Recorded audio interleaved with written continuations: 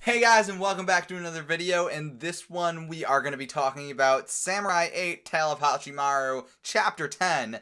And first of all, I just want to say, this chapter came out earlier, so, sorry I didn't get to it. I had mentioned on my Twitter that I was going to do the review a little earlier than normal because it came out earlier than normal, but then the weekend just didn't pan out that way, so it is what it is. But that said, I did read the chapter, and honestly, I really liked it. I think Samurai 8 is now just starting to kind of get its stride a bit more. I mean, clearly now we have a conflict of sorts right up in front of us, but I think it's starting to really kind of get its stride going right here, and I'm excited to see what happens. This is probably the first chapter in a little bit that I've been super stoked on. But yeah, I really enjoyed this chapter. Let's just dive right in and get to the nitty gritty here. So first of all, Ata has now arrived in the vicinity of Hachimaru at the very least, and the very first thing he does is blow up the moon, and they spell it M-U-U-N, and I think that's just about like Kishimoto's cute way of like being like, oh, the moon, it's a moon, but it's also called moon, and it's spelled like the Japanese, like, not the Japanese way, but it's like spelled in this like a cute, like, it's got some historical stuff in the context of this series, so I like that. But he blows it up using the Kongo Yasha style, and that's something really interesting, I guess, because you have like Daruma and Hagamichi and like this whole school that uses it, and clearly it is like derivative from Daruma's style or whatever. He's like the dude.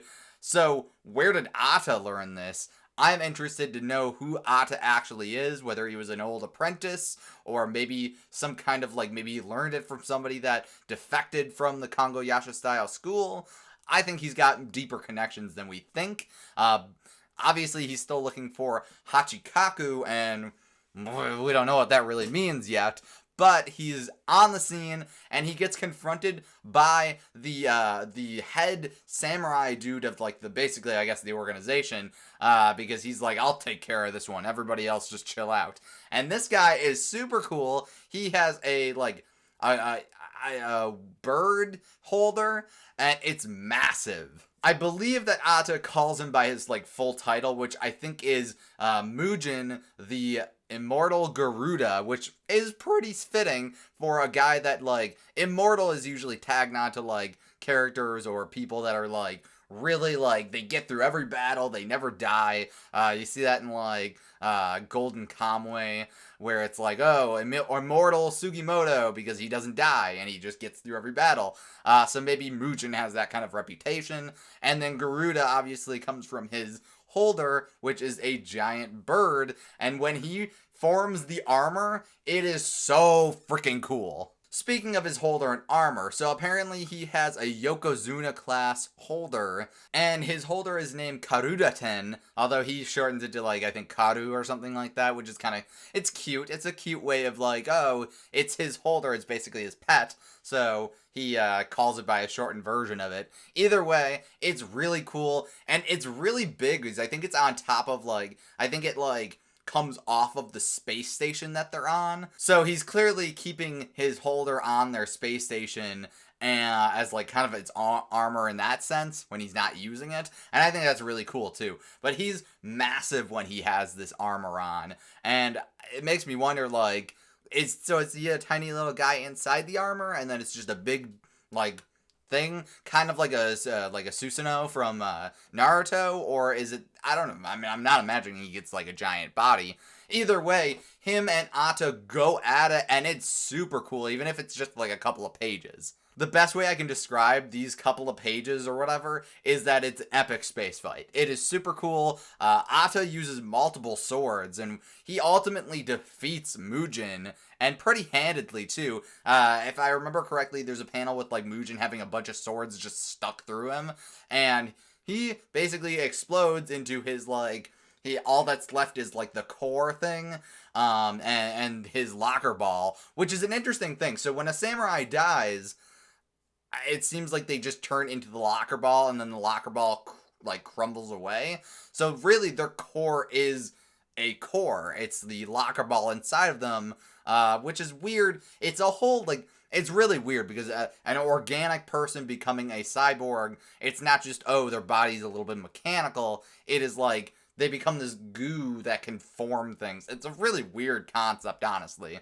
In any event, Mugen does get defeated and I guess dies, but during their battle, we kind of jump down to Daruma and Hagamichi chit-chatting while they were waiting for Hachimaru and An to arrive. And it turns out that Daruma actually knew Mugen prior to this, and I forget whether they said specifically whether he was like good friends with him or whether he just kind of knew him. I think he kind of is a bit more aloof about their relationship, but he says, oh yeah, I'd like to catch up with him, and then we jump to like him getting his like freaking core ripped out or something by Ada, so there's gonna be some weird stuff going on with that. Speaking of weird stuff, Hachimaru's dad is a cyborg. We don't know whether he's a samurai, and maybe he is, but he's definitely a cyborg of some sort. We jump to him looking in the mirror and his chest is open, he's got like a hole, and there's like some weird funny business going on, and he's just like, I gotta go find Hachimaru, I gotta get him back, I gotta get him to safety, and he takes off on his like sky scooter thingamajigger and is looking for Hachimaru, and there's a good kind of juxtaposition between, it's like, oh, Ata's on his way to Hachimaru, and Hachimaru's dad is on his way, so who will get there first? And it is Hachimaru's dad that gets there first, and he arrives just in time to blow up Hachimaru's spot. So, in the last chapter, Hachimaru basically lied through his teeth and said, oh yeah, I'm a tough guy, I've always been tough, I've always been kind of a rambunctious kid. And finally, him and An arrive back at home base or whatever, and just as they arrived, Hachimaru's dad arrives and is basically, listen,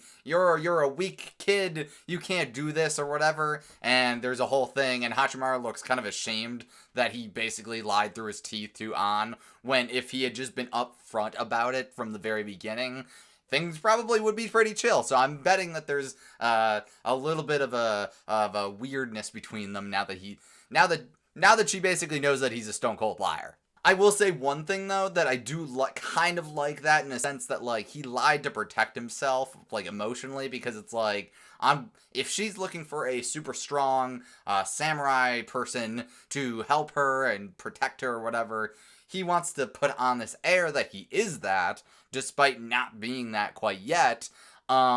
So it's a very real world kind of thing where it's like people pretend to be something that they're not to protect themselves emotionally and mentally. Even though in the end it might be better to just be themselves and kind of just be upfront with who they are.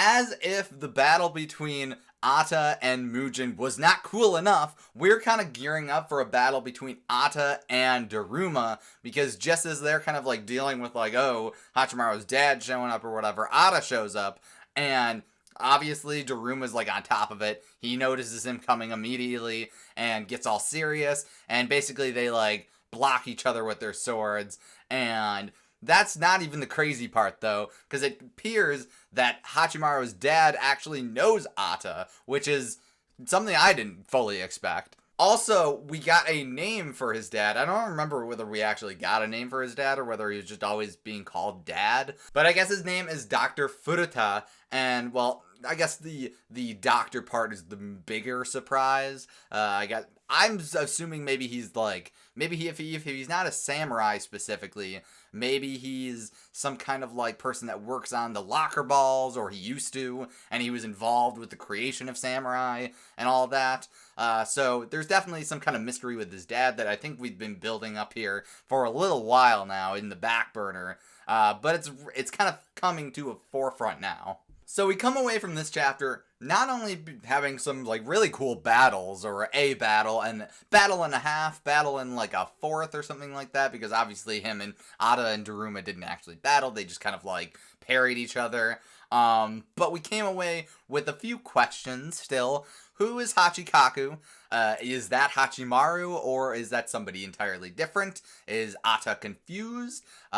Maybe not, because he apparently knows Hachimaru's dad. Maybe Hachimaru's real name is Hachikaku, and there's some weird, like, funny business going on with that. I think I can definitely see the next chapter going with, like, maybe Daruma has to hold off Ata, and there's a whole thing with Hachimaru's dad, and Hachimaru, An, and Hagamichi have to make a beeline for the exit, and basically have to just get off planet and get as far away from Ata.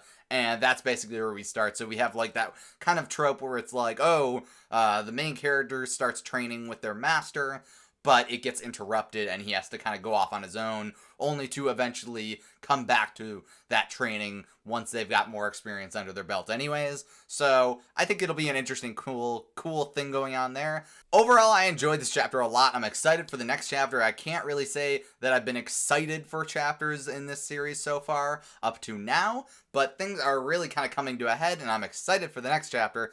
What did you guys think, though? Let me know down below in the comments section, and if you enjoyed this video, make sure to leave a like. I would greatly appreciate it. And if you want to see more from me, make sure to subscribe and ring the bell. That way you'll get all the notifications when I do upload. I will see you guys in another video. See you later!